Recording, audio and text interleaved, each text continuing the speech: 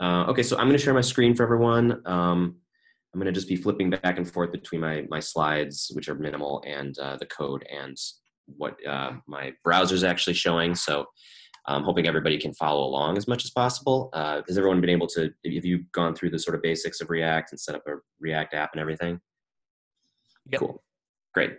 So yeah, what I'm going to have you, I'm going to kind of guide us through, and if you could type along and just, you know, it'll be kind of following what I'm doing at first, and then I'm going to sort of set you all free to do your own approach to a simple task, and then we can kind of share our screens if we have any issues. I haven't done this remote before, so this will be a little bit of a learning experience for me. But I think we can make it work. So if you have questions at any point, feel free to give a shout. You can throw it in the chat or just speak up. Do feel free to interrupt me. I expect to have a lot of questions throughout this. So anyone have any questions to start off with? Okay, great. I'll go ahead and share my screen then. So, all right, can everyone see my browser right now? Yep. Great. All right, so so I just a few minutes ago created a new React app. I used create React app to do so. So this is the boilerplate basic React intro screen, and we're going to be just editing this existing project. So you don't need to do anything else beyond that. So yeah, this talk is called React, What's the Big Deal? And I've been giving it now for almost 3 years, I think. And I first developed the talk because I wanted to give people an introduction to React, particularly if you have like a little bit of familiarity with web development or even just basic web design, but you've probably heard about React, but you don't really understand necessarily what the big deal is about it, because there's lots of tutorials out there, a lot of really great resources. But I found when I was first learning React, it took me a while to realize exactly what made it different, what made it special, and why it was a big deal. Like what kind of problems is it actually trying to solve? And I think that it can be really useful, especially if you're kind of new to web development, to understand why it does things the way it does, because it usually is doing so in a way that makes life just a million times easier for a front-end web developer. So, oh, and there's a GitHub repo I will link you all to. It's got all of the code that I'm going to be going through here. It might be a little bit out of date, so apologies if it is. I'll try to rush and update it after this talk. So I know you've all gotten a little bit of an intro, but I'm just going to start right at the beginning. You know, what exactly is React? And it's a JavaScript library for creating views. That's it. There's really nothing more to it. It isn't. It can become much more complicated. You can build very complex apps with it, but at its core, that's all it really is. It's just about creating views. What makes React special, you'll notice I have an asterisk there because special doesn't necessarily mean unique. There are other front-end frameworks like Vue or Angular that share some similarities with React. And actually, as time has gone on and React got more popular, my understanding is those other tools have have sort of absorbed some of React's approach to things over time. Although I can't really speak to that, I haven't used them much. But some of the stuff you learn in React is going to be applicable in other JavaScript frameworks. But essentially, there's components, there's JSX, there's the diffing algorithm, which is not as complicated as it sounds, at least for us, and there's the ecosystem. I'm just going to go through each of those. Components. This is the basic way that React works.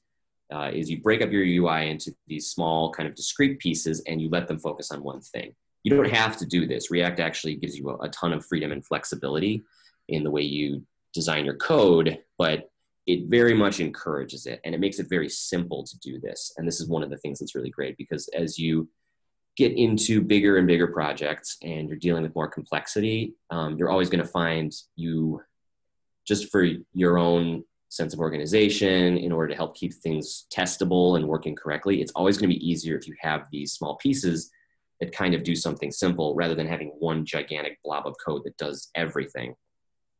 This is something that object-oriented programming, which you probably have heard a little bit about, that was a whole approach to coding that sort of sprung up for the same need. React is doing kind of the same thing, although in a very different way, but it's the same basic need. We have all this complexity, all these things we want to do. how can we break that up into small, very manageable pieces? And that's what components are. We'll get into that.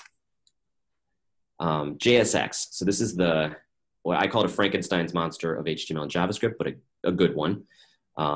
It is the way that React lays out your layout and JavaScript logic in the same place as smoothly as it can. And this is one of the things that makes React a lot easier to work with than some JavaScript frameworks, especially older ones that were sitting kind of at this completely separate layer from the HTML. You could change the HTML, but they didn't really exist in the same space. It was very hard to wrap your mind around how does JavaScript, which is dynamic, change my actual markup, change the page itself, which is initially static. And JSX is an interesting compromise between the two that makes it easier to tell exactly what's going on moment to moment. So we'll start getting into that. Here's an example. I actually don't even know if the JavaScript here is still correct because I've never made a page this way. But basically, JSX is technically optional. You don't need to use it in order to make a React app. And in the very early days of React, it looked like the stuff on the right, that pure JavaScript there. You were just building HTML in code, and it was a mess. I mean, it's probably something you could get used to over time, but I think there's a reason why JSX exists. These two blocks of code, the JSX on the right and the JavaScript the JSX on the left and the JavaScript on the right are the same exact code. And that's how much cleaner and simpler JSX is. Then I mentioned the diffing algorithm. So this is all happening under the hood in React. You don't have to control it or understand how it works. And that's great because basically whenever your data changes, the data that you're putting into your view, the UI will just update and you don't have to think about it. And if you ever did older school front-end web development, you understand just how big of a deal this is because that used to be where all of your problems happened essentially. Usually the data you were dealing with, it's probably not super complicated. You're probably not dealing with a lot of intense math. You probably don't have a lot of logic. It's usually fairly simple things that you're building. And then your UI is probably not that complicated either, but it's the two of them talking to each other and making sure that anytime that a user changes their name or they log in or they upload a new picture or they interact somehow, they type out a blog post or something, all the things that you do when you're interacting with a web page, you used to have to manually make sure that that data change was reflected in updating your UI.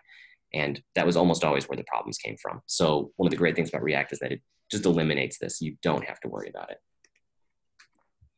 And the rest is up to you. I've actually been saying framework a couple of times because there's not really a great other word for what React is, but it's not really a framework in the sense that it's like very carefully structured and you have to follow these very specific rules. It's like a set of tools, essentially. It's just there to create your views. It gives you the tools to do it, and it pretty much sets you free. So that means that if you have a big, complicated app that you're building, you probably want a bit more structure than what React gives you out of the box. And that's where other tools come in. You'll hear stuff about Redux a lot. That's something that's used very frequently with React. And Redux is great, but it's way too complicated to get into in this talk. But do kind of bookmark that in your brain because it's a really good thing to look into. You're also probably going to be tying your React app into some kind of a backend. It might be a Rails app, a Node app, a Django app, or something, just any backend. And Rails can work with any backend. It's agnostic that way. And usually those in a bigger, more complicated web app are going to be where your structure really comes from. And React is just going to be dealing with the whole user interaction layer. That has changed a little bit over the years. I mentioned a couple of things here, context and hooks. We're not going to get into those today. They're both, context has been a big part of React for a while. Hooks is a relatively new thing that you're going to see more and more of in tutorials and things like that. You don't need to worry about what they mean exactly right now, but those are ways that React is trying to introduce a little bit of very lightweight structure to the way that you lay things out. So you don't necessarily need something as complicated as Redux to manage all of your entire app. So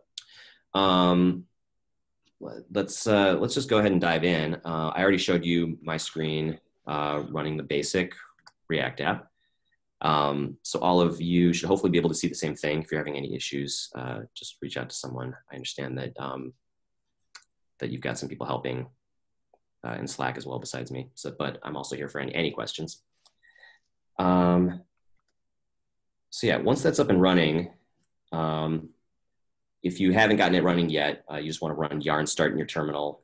You can also use npm start. You may have noticed sometimes people mentioning yarn and then a command and then npm and a command. npm and yarn are kind of the same thing. Yarn is an extra tool that sits on top of npm that fills in some functionality that npm didn't originally have. And npm has since added that functionality. So some people will use yarn, some people will use npm. For your purposes right now, they're basically identical. So the first thing I wanted to try doing is let's just edit some text. And because of the diff engine that I mentioned earlier, we're not going to need to even reload the page. So let's just go ahead and here, and actually it right in the text tells you to edit this. So let's go ahead and just delete this text that's on the top here. And we'll just write React. I just saved the file, haven't done anything else. When I jump back into my browser, it's updated. So in that case, that's actually two things happening at once. I mentioned that when the data changes, the view changes, but also when React is running and you're developing it, it's also watching all of your files for any changes to those files, and it'll just go ahead and refresh the page for you whenever those things get saved and changed. This is like a very small thing, but when you are working on this kind of development all day, every day for months, years on end, that little bit of time saved really adds up. It's incredible. So next, let's mess around a bit with the style. So those of you who've done a little work in HTML and CSS before, this will look very familiar to you. If you haven't, this is just regular CSS, just like on any web page. There's nothing really about React that changes the way that CSS styling works. The only thing to remember is that you're going to be using class name instead of class. So typically, if you look at the code here, actually, can you read my code? Okay, let me make it a little bigger. That's legible to everybody? Yep. Great. So you notice that we right here, we have a div with a class name of app. That's the same thing in normal HTML as giving it a class of app. But because in React, class is a reserved word, and you're going to see why in a little bit, you need to use class name instead. But you're just applying the CSS the same way you would otherwise. So if we open up app.css, we can actually check out what app is right here. It's a CSS class. All it's doing is aligning the text.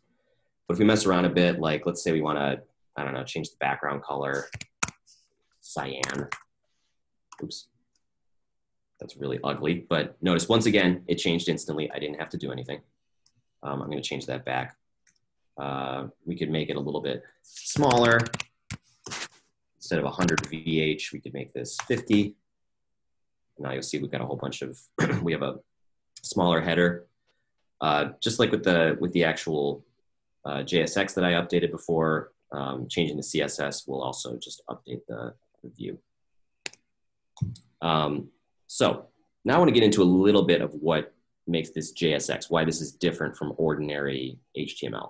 And we're going to replace some of the text with a variable. We're going to put some JavaScript right into the view. And this is where things start to really get interesting. So I had us replace this text here. Instead of just typing it out, let's go ahead and make a variable. We'll make a constant. We'll just call it greeting text. And I'm going to grab this and just make that a variable. So now I have a variable, a string variable that says hello React, right? And if I go back into the browser, notice that the text is gone because I pulled it out. You'll also notice that this up here is not being rendered. This is not actually showing up on screen. Everything in the return block here, all this stuff, that's what actually shows up on your screen. Up above that is just JavaScript. It's whatever logic you want to put in here. And it's not going to get rendered until it shows up in this return block. Basically, that's the way a React component works. It's a JavaScript function. You can see right there, function. You can do any logic you want in it, but eventually you have to return something. You have to at least return null. Even if you're not going to show anything, you have to return null, but you have to return a thing. And usually you're going to be returning JSX, which React will then under the hood convert into HTML for you. So since we're returning JSX and not normal not normal HTML. Like this all might just look like HTML to you. Anything we put into curly braces is going to be essentially evaluated as JavaScript code. So in this case, if I just put greeting text in there, JavaScript sees this variable and just outputs it, basically. So if I go back into the browser, hello React is now back. And if I change it here, make it a little more emphatic, it changes there as well. And since it's a variable, I can use it multiple times in different places, that sort of thing. This is where JSX starts getting really powerful, because notice how, this is what I was trying to talk about, why this is a good Frankenstein's monster, because since that JavaScript is right here in the layout, I don't need to worry too much about how I'm connecting the JavaScript to the HTML. The classic way to do this would have been, I probably would have given this paragraph some kind of a special name. And then in my JavaScript, which would have lived in an entirely separate part of this file or even in another file, I would have had to seek out that name.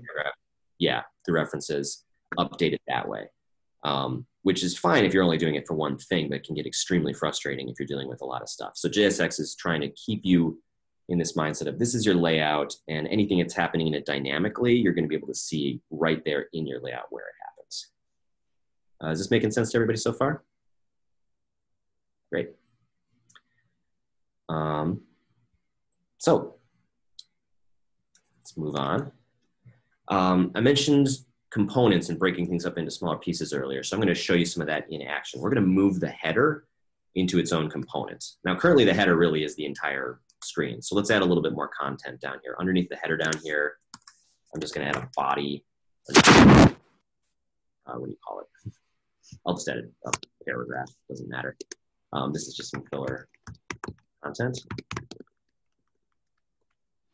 So we've got something that's not just the header. So let's just imagine there's a whole complicated page down here, and we are starting to get, this is starting to get really bulky. We want our header to just live in its own place so we can deal with it on its own. We want to deal with the spinning graphic and any other functionality. So what I can do is this function app right here is a component. I can create a new component exactly the same way. It's just a function. We'll call it header. And then as long as it returns JSX, it's a component. That's all it needs to do. It needs to return this. So let's go ahead and grab everything in the header tags here. This is a little bit redundant because we have an HTML header tag and we have our own header tag, but let's not worry about that right now. Just going to pull all of this out, and I'm going to put it up here.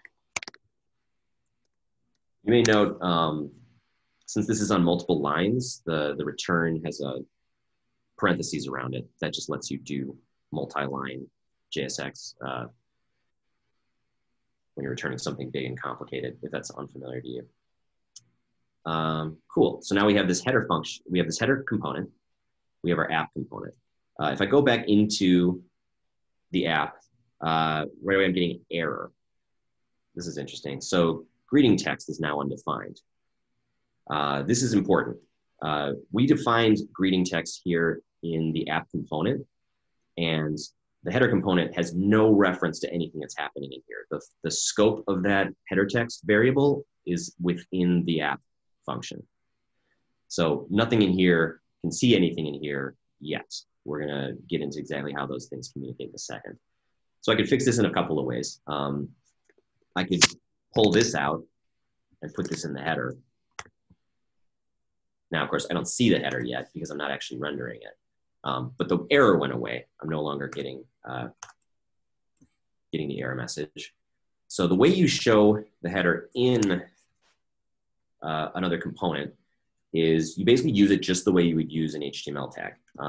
Now that we've defined header, it can be used the same way I would use a paragraph or a div or a line break or any other normal HTML tag. And if I were to change the name of this, then I would just change the name of the tag here. But this is one of the really cool things about JSX is that it can mimic HTML to the point where you don't really even think about, am I rendering something that's a built-in HTML tag? Am I rendering something that's my own component? You don't really have to concern yourself with that. You're just worried about the layout of the individual things, which is very cool. So So if I go back in, great. Now we've reestablished what we originally have, but now our header is this whole separate function. I could pull this out into another file if I want, although I then have to import it the same way I'm importing these. The only way that different files can talk to each other. But you can do that as much as you want. And if header gets really complex, if it has a whole bunch of others, let's say it's got like a little drop-down profile picture in it with your name and some settings and a login and a logout button, things like that. You can keep breaking these things down into smaller and smaller pieces as far as you want. You can go as deep as you want, and you'll be able to potentially simplify your app quite a bit. You can also make things more complicated if you're not careful. So it's up to you. It's like I keep saying, React doesn't really make any assumptions about how you're going to build your app and doesn't require a lot of really specific structure. It's up to you how you're going to do it. So let's move on. Any questions so far?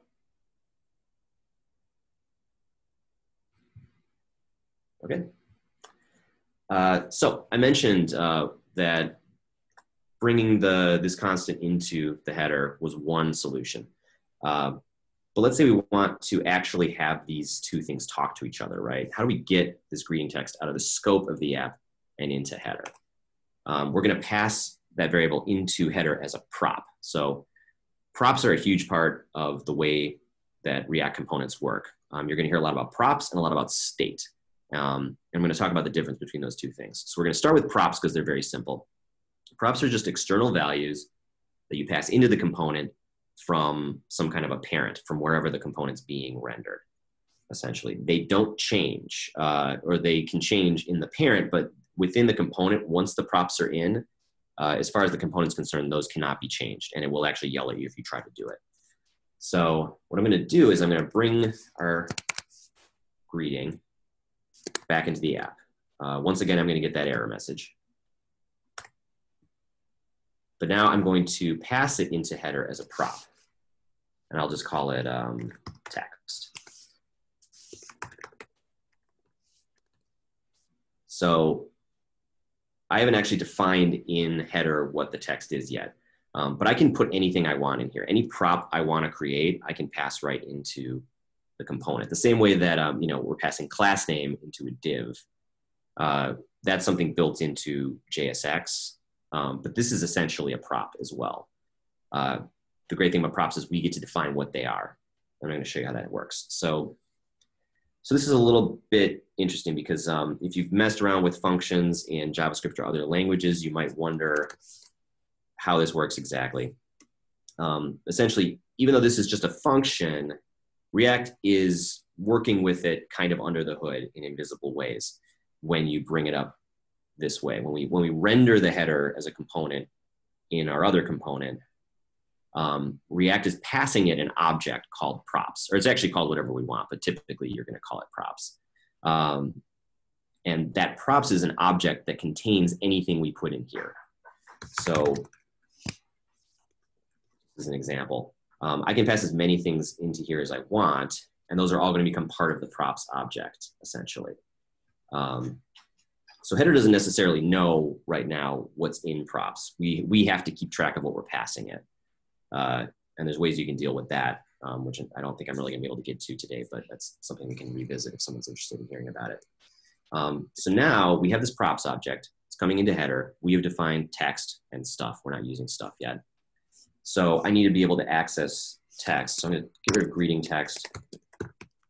I'm just going to put props.text into that space where we had it before. And if I go back to my app, you'll see it's passing it in. So we define the constant here. We pass the constant into the header as text. The header pulls text out of its props object, and now it can use it however we want. So if we change this, we don't have to pass in a variable here. We can pass in whatever we want. And it'll use that instead. So this is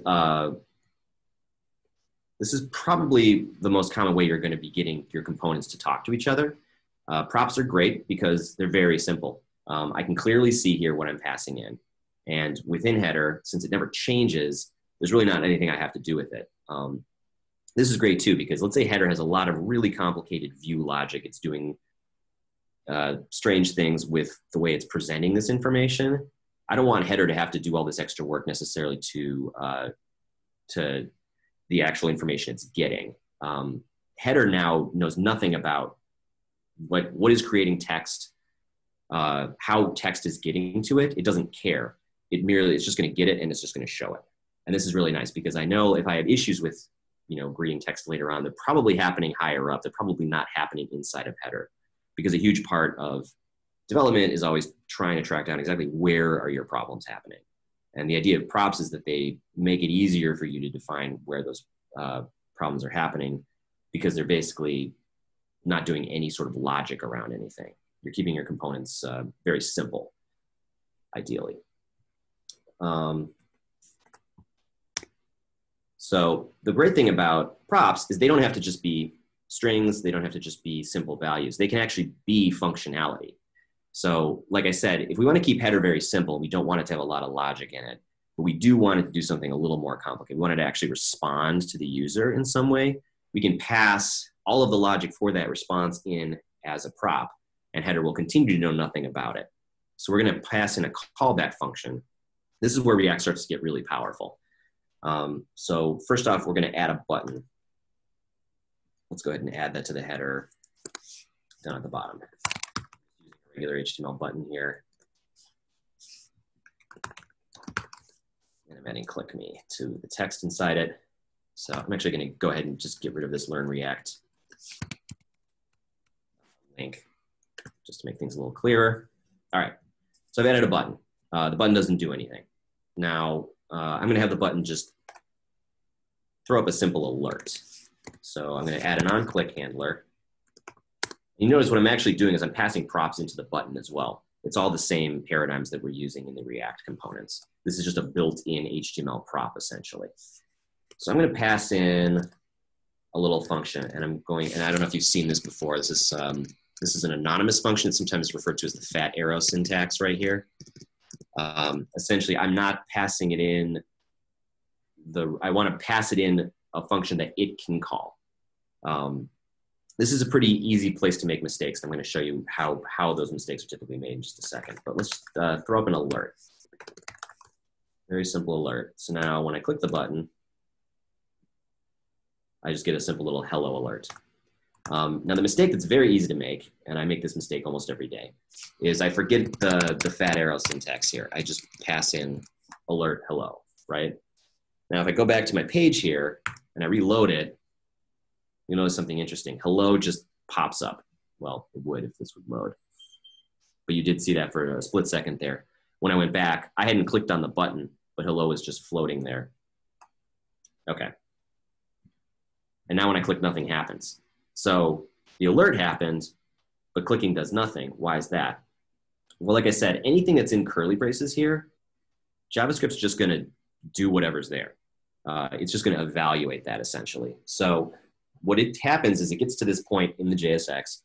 It sees that I'm calling alert. It says, okay, great, here's your alert. And that's why it pops up right when the page loads. Then it takes the output of this alert as a function and it returns nothing. It returns undefined. It returns nothing. It takes that and it passes that into the onClick prop inside of button. So button, all button ever sees is undefined. I have an undefined onClick event, and button's okay with that. Button allows you to put in an undefined onClick event. It just thinks when you click me, nothing happens. So this is a really easy thing to do. When I pass in this syntax, I'm telling it, here is a function in which alert gets called. And you're going to do that when I click you. But since it's inside this function, it doesn't just call the function right away. It doesn't actually do the functionality inside of the function. It waits until the onClick handler happens. So now I've done that, and now it's behaving the way I expect it to. And it will start yelling at you for creating too many dialogues. Everyone with me so far? Yeah, that was a really good explanation for the fat arrow function because I didn't understand that before. Great. So rolling things back a little bit, what I wanted to show you here was how we could pass in this callback function as a prop. So I can actually take this out entirely I'm bringing the fat arrow with me because, again, that's important. I'll just get rid of stuff because that's a demonstration. And we'll have a new prop we'll call onClickButton. And I'm going to pass that in, just like before. Now, props is going to contain onClickButton. And I pass that in. The same way that I'm using the text from the props, I'm using a function from the props. And I'm just giving that function, I'm just handing it right over to the button. And it behaves exactly the same way. But the great thing now is header, no, we just took a nice bit of logic out of here, because this might have been something really complicated. This might have been a login button that had a whole bunch, or maybe it like needed to check a form that we've been filling out and make sure that we hadn't missed any of the validation, that we'd filled everything out, things that could get very complicated. We can pass that into header, and now header doesn't need to deal with any of that logic. That logic can live somewhere else in its own place, where we can isolate it and make sure it's working the right way without it being jammed right in there with our markup. This is something that can make React just much, much smoother for you as a developer. So even though this is all functioning the same way, we're reorganizing our code, changing our thinking so that most of the logic is happening up here at our top level, at the app level. The app contains the header, and the app is where the brains of our app really live. So the header can be very simple. It just takes in some props. It displays some text. It calls a function when you push a button. It doesn't know what the function is or what it does. It just goes ahead and does it. So now we've kept header nice and simple, and most of our problems that because I keep mentioning all these problems, you're gonna have problems. Things are gonna not work the way you think they will. There'll be weird bugs. And you wanna make things easier on your future self, trying to track down these bugs. So again, none of this is like baked into React. These are decisions we're making as we're building the app, but React kind of guides you towards those decisions, and that's one of the reasons I really like it. So now that we've gone into a little bit of props, we can talk about state, the other big thing. State is internal values. They live inside a component. They can only be passed into other components as props. Like there's no way for other components to see the state of another component. And they're managed within the component, and they're dynamic, they change. This is where you start getting into the real functionality, right? We'll show an example in a second. This is also where all of your problems are going to come from, because once you start changing data on the fly, that's where stuff starts to get complex, and sometimes where things start behaving the way that you don't expect. So this is why I think it's great to guide yourself towards this whole approach where your brains live in one place in your app as much as possible, or at least in discrete places. And most of the rest of your app is just passing on information, showing stuff, taking in input from the user, but not interpreting it.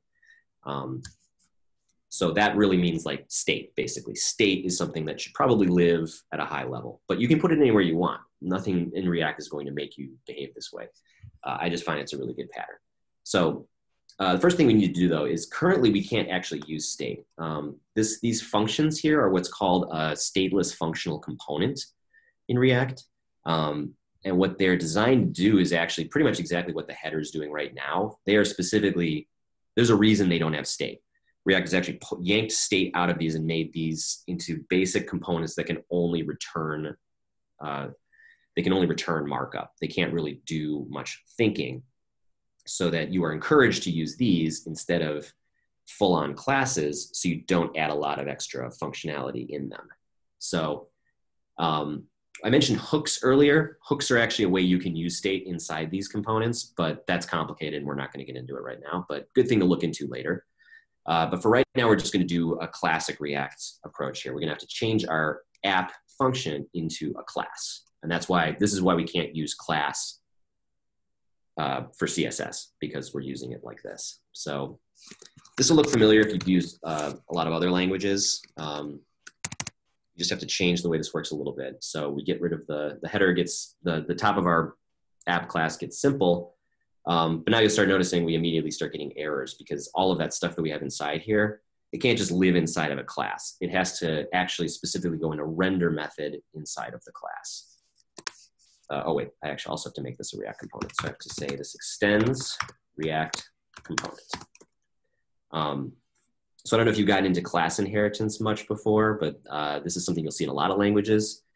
It's basically React component just gives us a whole bunch of expectations for what this class can do. And most of those are what we call lifecycle functions.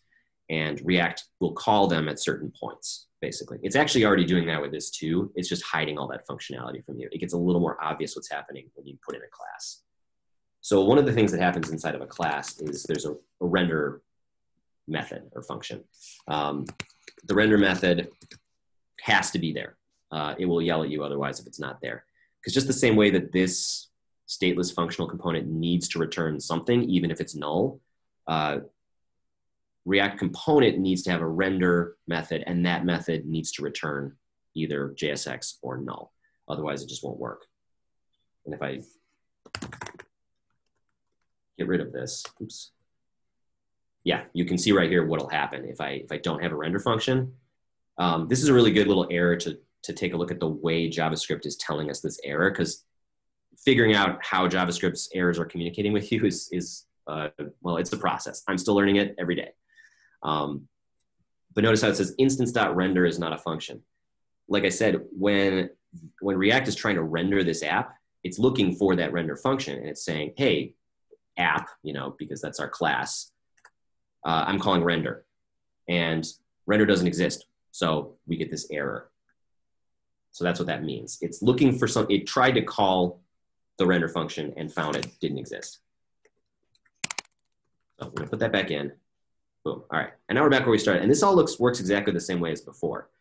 You notice nothing has changed because even though this is a full-on class and it's got all this other functionality in it, we're not doing anything with that.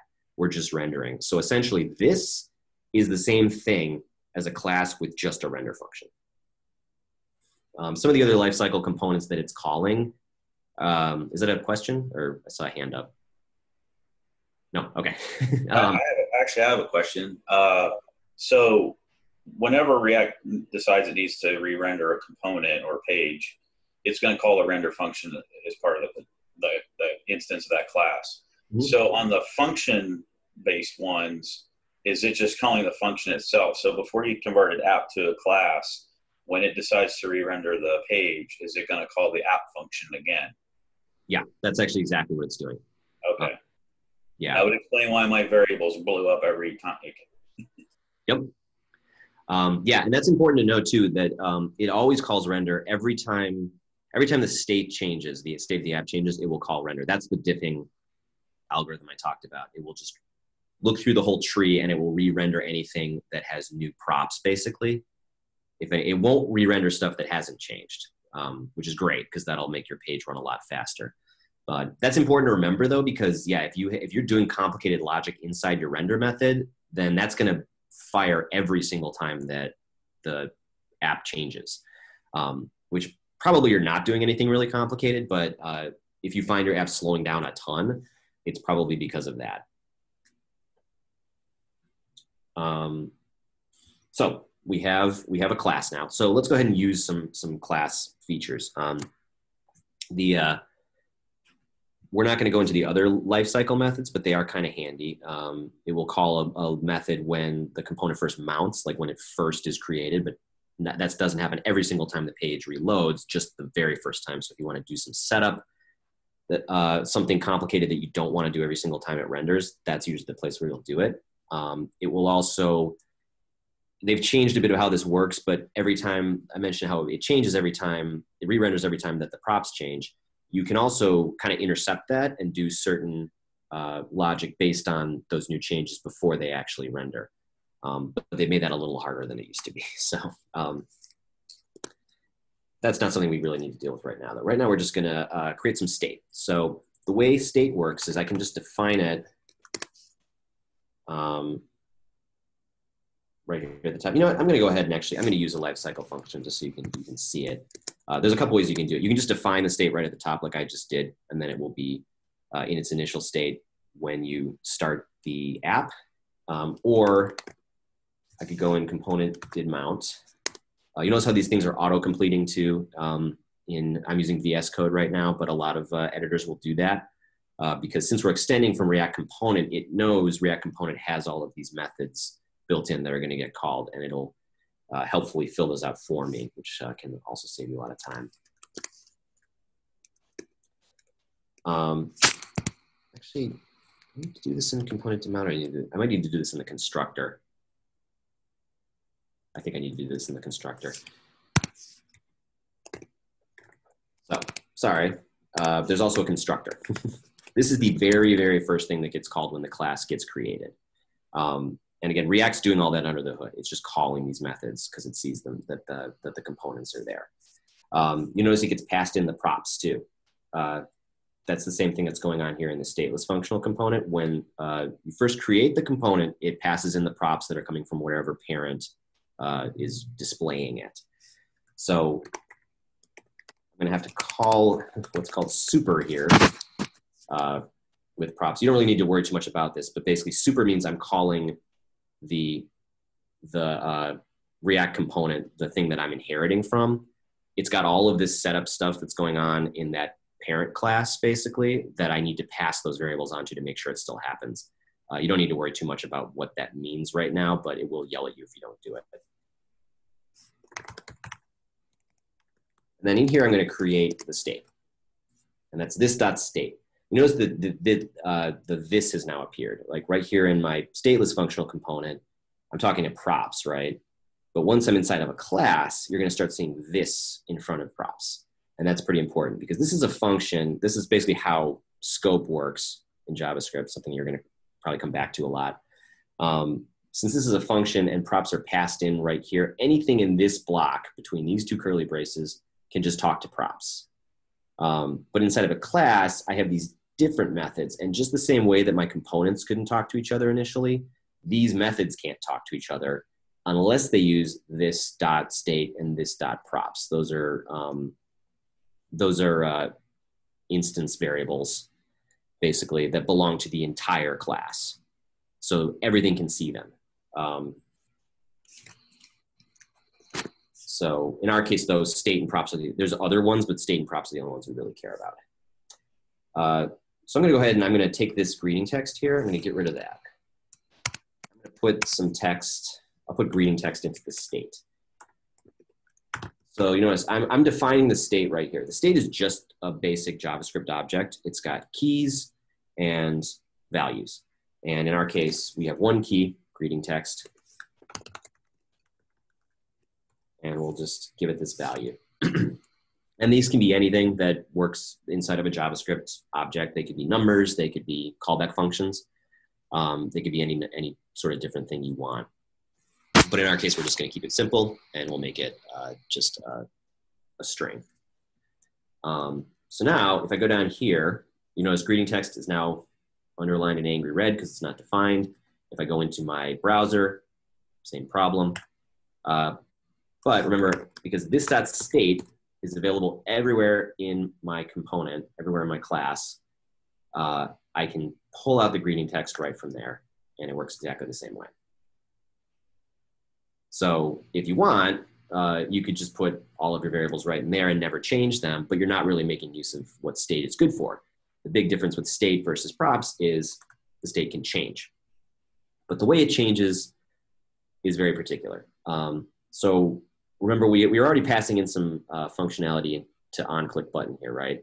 So let's make that button actually change the variable. I think I'm actually, yeah, getting into my next slide. We're going to update the state on that button press. And this is the kind of pattern you're going to want to follow once again. Notice how the state is up here in the app.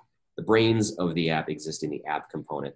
The header still doesn't know what's going on. It's just calling this onClick button. So I'm increasingly making this more complex, but the complexity is not reflected in header. Header still is nice and simple. And that's usually the way you want to go if you can. It's easier said than done once you're doing complicated stuff, of course. So let's go ahead and I'm going to pull out the alert.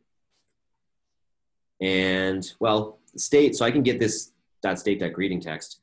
So your initial instinct might just be to just change this, right? Let's just change the value.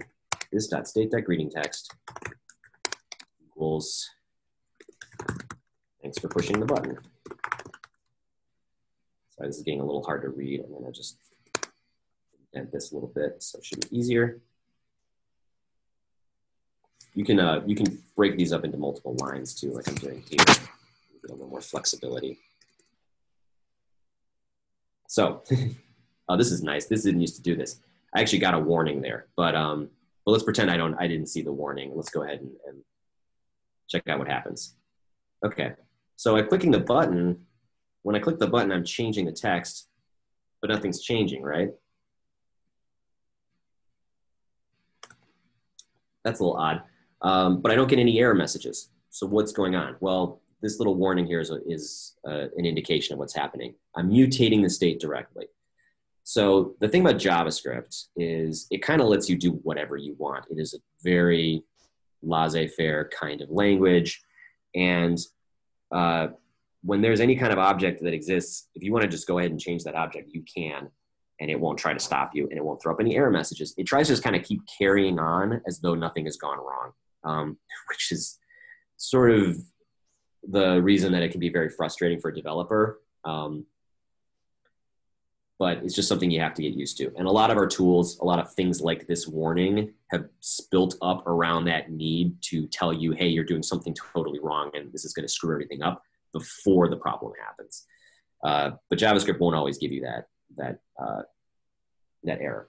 So what happens here is I did actually change this. And in fact,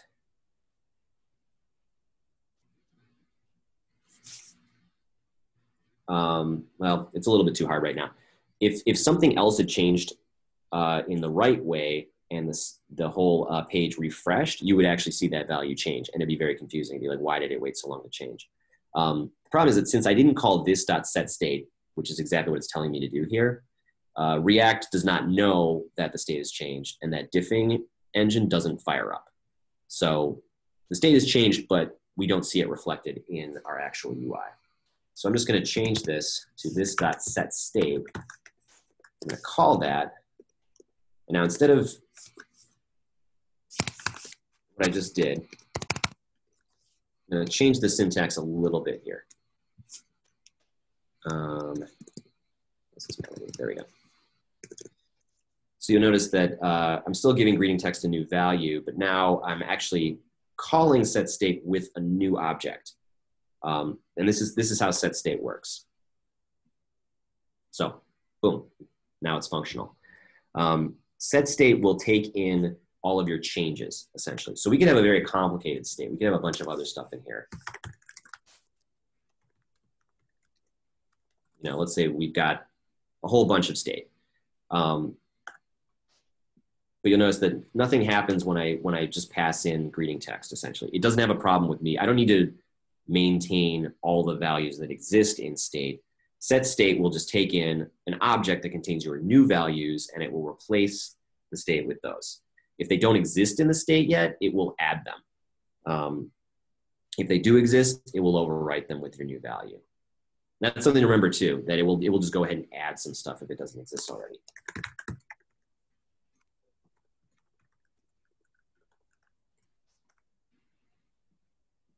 Yep, now notice no error message happened there.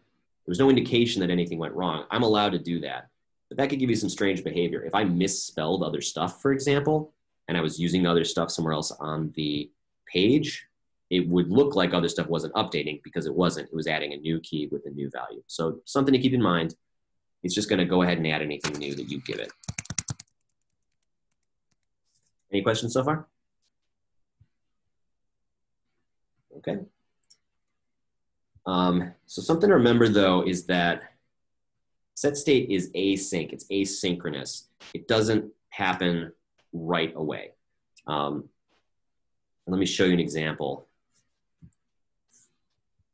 of where that can become important. Let's say when we want this button click to happen, we also want something else to happen. An alert's going to pop up or something, right? So, and we'll just put that greeting text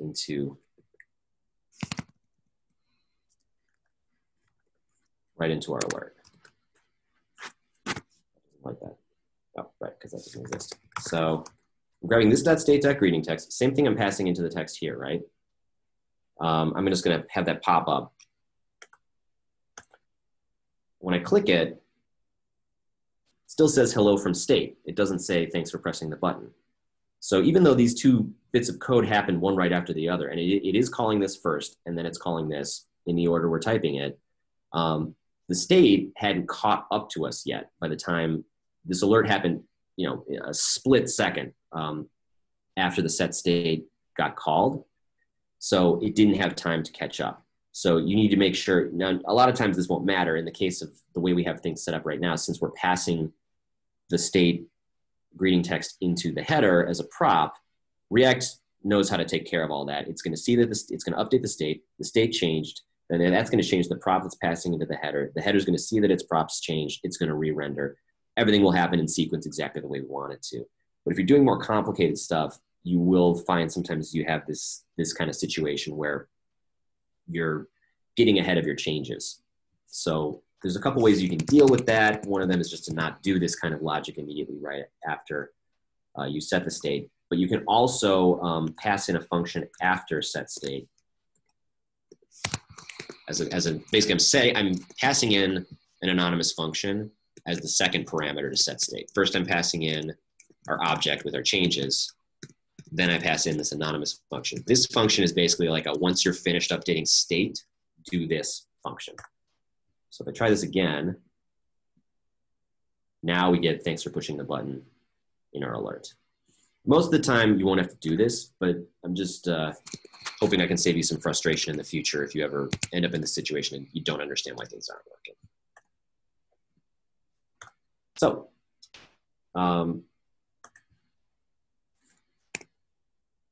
any questions? Anyone having any trouble getting this to work on their own? So how would you do what you just showed there with a function? The function being not a class one. How to change update the state? Yeah, when you're using useState in a function view, how would you accomplish that since there's no set state? Does the set state that you make greeting? So you would define greeting and then set greeting. Could you pass the set greeting that extra parameter like you did there and pass a function into it, anonymous function? Oh wait, I think so. Are you talking about using hooks? Have you gotten into that? Or are you talking about? Yeah. Yes, that's right. That's what I'm talking about. Okay. We haven't gotten into use effect yet. Okay. But we have gotten into use state. Okay. Yeah, essentially, these are hooks in the thing I wasn't going to get into, but I'll just show you really quick. So use state is part of hooks. You can pull this right out of React and use it wherever. I think it'll still work here. So let's imagine, I'm not going to redo all this as a function. Actually, why not? I'll just redo it as a function. So imagine, we're back in our original setup, right? App is just a function, a stateless functional component. It's just returning this stuff. Now it's going to yell at me if I try to set state because that doesn't exist. Yeah. So what you can do, the way hooks work is they sort of let you drop in a little bit of state just right in your function without having to do all that other setup that we just did. So the way you do it is you create a variable. In this case, we'll call it greeting text. And then you create a function that updates the variable. So we'll call that set greeting text. And these two things have to match. There's a little bit of auto magic stuff going on here. React's trying to keep it very simple for you. So this needs to, actually, now that I'm saying that out loud, I'm not 100% sure this needs to be text that matches this. But for your own benefit, it should really be the same thing. I'm not doing this right. UseState. You just call the UseState function. It just kind of gives you this stuff. It's like, okay, cool. I'm going to create some state here. I'm going to create a function, a variable called greeting text. I'm going to create a function that allows you to update the greeting text. And then I can just basically get rid of the state thing. And the rest of it actually functions very much the same. But now, rather than updating the entire state and dealing with all of the complexity of that, I just call a single function, setGreetingText. And if I did this right, I didn't do it right. Oh, because I didn't give it a value. Yeah, okay, so actually that's what you pass into useState. You pass an initial value into here. And I also just set it to nothing, so, okay, great. Okay.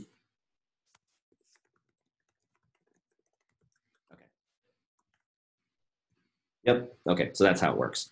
So yeah, the whole point of hooks is, I mean, you all just saw how complicated adding state was to this component, right? If you just want to change one thing dynamically and you don't want to deal with all the other class stuff, hooks are a way to sprinkle a little bit of state into your components without having to manage an entire state all the time. That's basically what they exist for.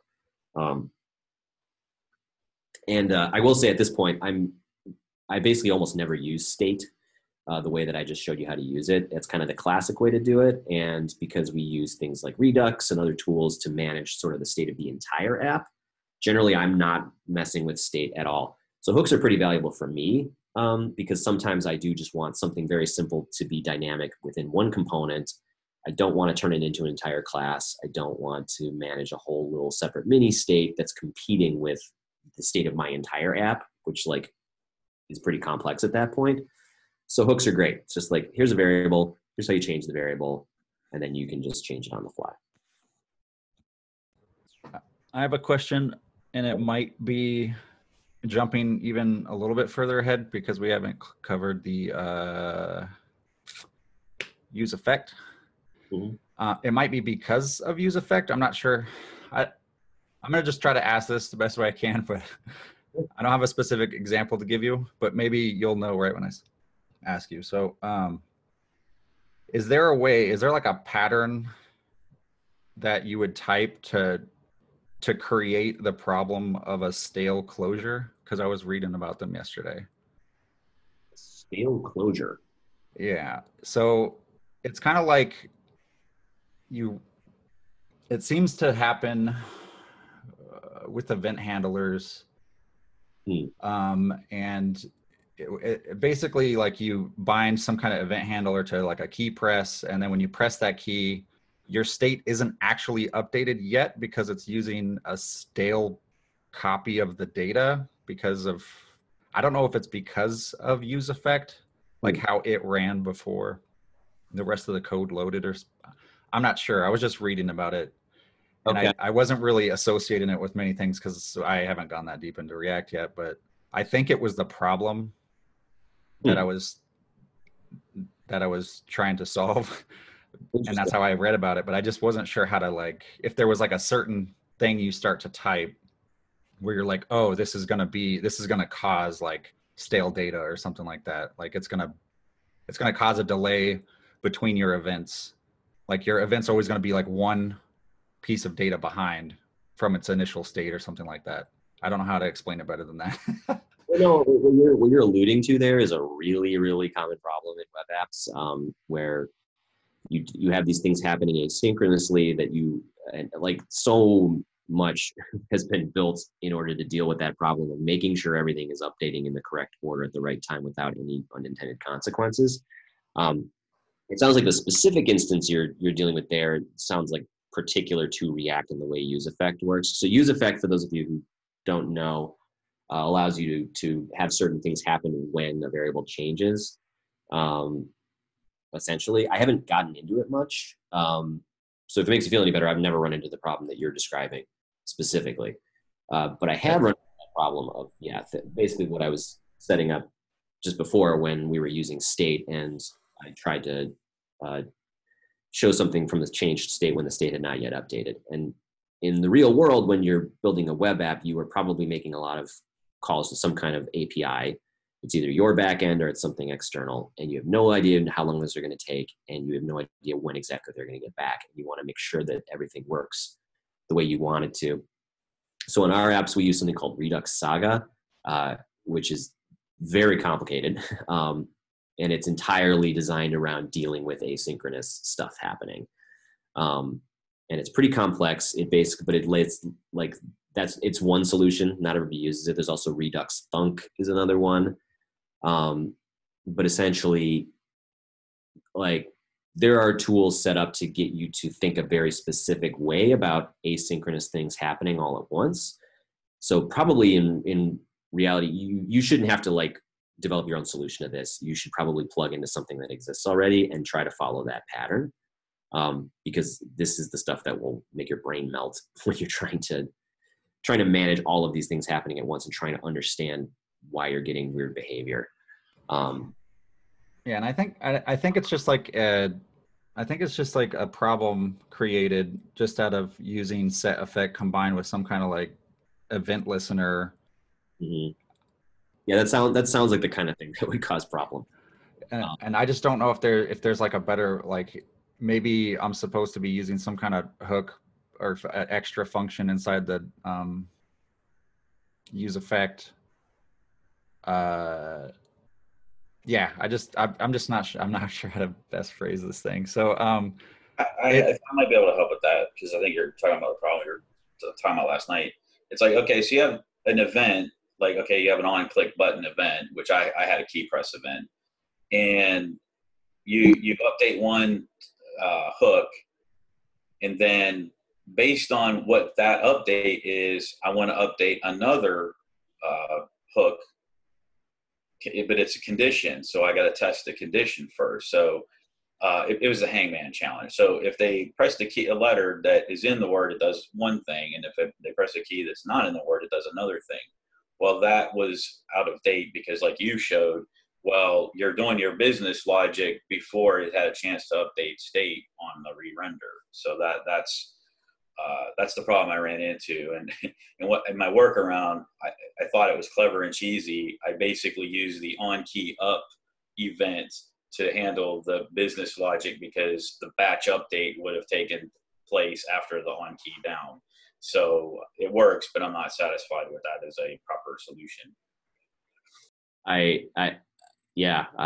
We definitely never do that in real development. Like terrible hacky solutions that only kind of work. Nope. Yeah. So I feel you there, for sure. But yeah, I think it's good that you're experiencing this relatively early on as you learn this stuff, because these are big problems. Like they are always challenging. But yeah, I would definitely, if you want to send me some of the code that you're working on specifically, maybe I could take a look at it and give you some advice too. It's probably a little hard to do just describing, and I understand why you're struggling to describe it, because it's hard to put words to these things. They're complicated. So yeah. Yeah, feel free to send that my way. You can just send it to me in Slack here. Thanks. Yeah, no problem. Does anyone else have any other questions? I'm about to get to the part where I set you loose to your own little project. Just a quick one. Could you have like a summary of what exactly Redux does? Because I've heard it a couple of times, but I'm not too familiar with it. Yeah, so basically the way Redux works is it's kind of like the state we just created, right? In our component, but it's one big state. It's usually called a store of all of your app's data that lives kind of at the top level, and everything is in there. The idea is that all of your moving parts of your application exist in there, so in one place. And just the same way that like setState is kind of particular about like, hey, don't go in there and just start mutating this. Don't start changing these values, because that turns into a nightmare. If multiple parts of your app can change your state at any given moment, and you don't necessarily know who's going to do what at any given time, you end up in an extremely complicated and hard to figure out situation. So what Redux does is it's very particular about how you update the state. It uses what's called actions, which are essentially, it's actually not unlike the same way we called setState, and let me see if I can bring back the same way I called setState before, by passing it an object with the change that I'm making. That's kind of how Redux works. Basically, you pass it the existing state, you pass it this new state essentially, and it like makes, or you pass the changes you're going to make, and Redux you use what's called a reducer which is a function that it is very particular about to take the old state, update it with the new data, and pass back the new state. And the idea is every time your state changes, it should go through that exact pattern. And there's logging tools that exist that are really good that will show you every single one of the actions that were dispatched in order, what the state looked like before, what the change was, and how the state looked after that change happened. And so the idea is that it's trying to break all of your state changes down into these extremely discrete, easy to trace steps so that you know what happened. If something goes wrong and you're trying to dig back in and figure out how did this get totally screwed up, then you can see, oh, this one action is where that state changed. And then you can try to figure out what went wrong. And then basically all of your components hook up into it like essentially through props, so they don't ever make any state changes themselves. Instead, they'll dispatch an action to Redux and say, hey, I want to change this thing, and then Redux takes care of it and passes back the updated props. That's essentially what it is.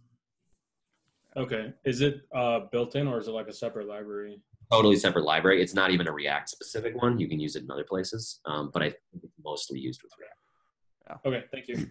Yeah, I like to think of Redux as a centralized store of all your state, and you kind of pick and choose what components want of each part of the state.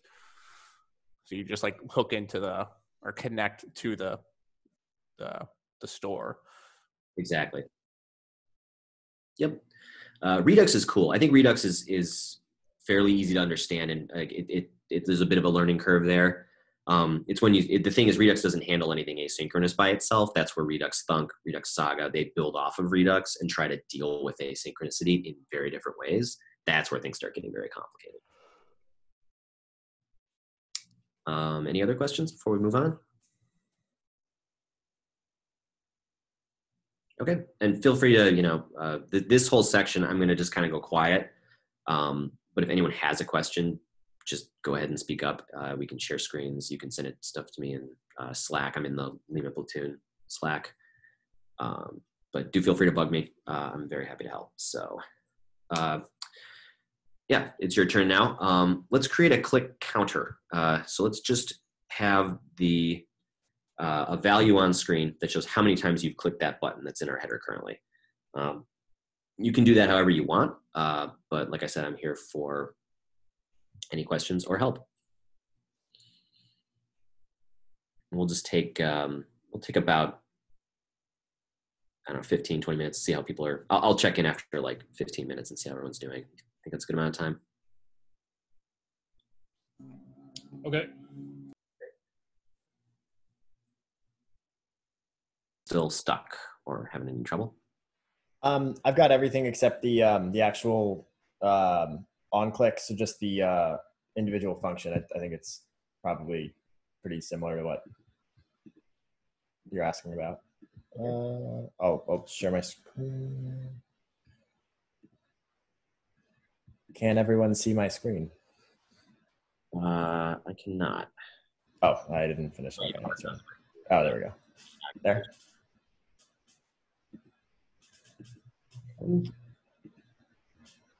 How about now? Yep. Okay.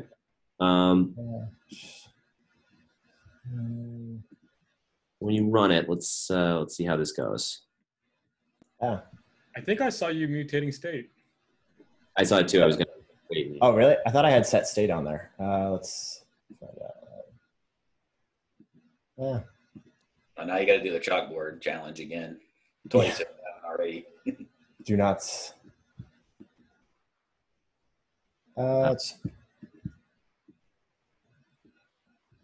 tile. Oh, I'm sorry. You're not calling it as a function. Or I mean, setting an object in it. Yes. Interestingly, too, you're not getting any errors. So I think I must have some React specific packages installed or something. Maybe I'll send that out after this is over because there's some really great extensions within VS Code that's the reason why I was getting that warning about mutating state and things like that. What happens when you click it? Out of curiosity, I'm curious what's nothing. So I think what is happening here, you are You're very close, but you need to actually set state's a function, and you're not actually calling a function. What you're doing is you are looking for a property on set state called counter, and you're adding 1 to it. And I think set state is a function, but functions can have properties. This is JavaScript just kind of doing whatever it wants. Try to act like everything's okay. So I'm pretty sure what's happening is it is seeing this undefined value on set state called counter. You're incrementing it by 1. It's probably saying like, well, undefined is basically 0, so I'm just going to start adding. And that's a maybe. The way JavaScript deals with math is incredibly bizarre. So that's why you're not getting any errors and why nothing is happening. And this is why JavaScript is really, really hard sometimes, because in almost any other language, you would get a nice big fat error message or something telling you blatantly that this should not be happening. But JavaScript's just like, well, I guess you know what you're doing, so I'm just going to try this out. But you're close. So so within setState, you want to put some open parens after it because you're calling it. And then you're going to want to pass in that new object, which is going to contain a counter. So that's a key. So you want to put a colon after it. And and then the value of that, you're going to want to take the existing value from the state and add 1 to it. So it's going to be this.state actually plus 1. That's state that rather.